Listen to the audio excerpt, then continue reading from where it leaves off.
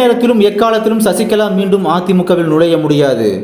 அதிமுக முன்னாள் அமைச்சர் ஜெயக்குமார் சென்னை பட்டினப்பாக்கத்தில் செய்தியாளர்களை சந்தித்தார். அப்போது அவர் கூறியதாவது, விக்கிரவாண்டி தொகுதி இடைத்தேர்தலில் அதிமுக புறக்கணித்தது குறித்து திமுக கொள்கை பரப்பு செயலாளர் RS பாரதி விமர்சித்துள்ளார்.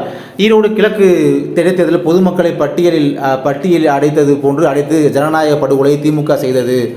தேர்தல் ஆணையம் நேர்மையான தேர்தலை நடத்தினால் நாங்கள் போட்டியிட தயார். தேர்தல் ஆணையத்தால் தேர்தலை நேர்மையாக நடத்துவோம் என உறுதியளிக்க முடியுமா? அதனால் தான் இடைத்தேர்தலை புறக்கணிக்கிறோம். அதிமுக எப்போதும் புறமுதுகு காட்டுவதில்லை. எப்போதும் அதிமுகவுக்கு வெற்றிதான். இடைத்தேர்தலில் அரசு இயந்திரத்தை முடுக்கிவிட்டு ஸ்டாலின் தலைமையிலான அமைச்சரவையில் உள்ள அமைச்சர்கள் அத்தனை பேருமே விக்கிரவாண்டியில் முகாமிடுவார்கள்.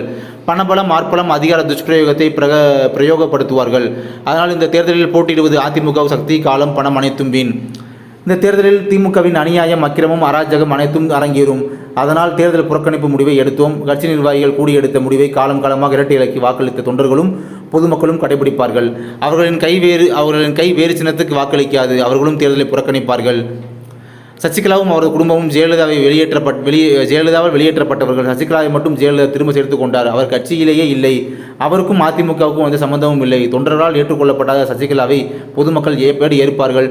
எக்ஸிட் ஆனவரால் என்ட்ரி கொடுக்க முடியாது. ஜாதி, மதம், இனம், மொழி ஆகியவற்றை கடந்து எல்லா சமூகத்துக்கும் பிரதிநிதித்துவம் கொடுத்து சமத்துவ கட்சியாக அதிமுக செயல்பட்டு வருகிறது. இதை பார்த்து பொறுக்க முடியாதவர்கள் மலிவான செயலில் ஈடுபடுகின்றனர்.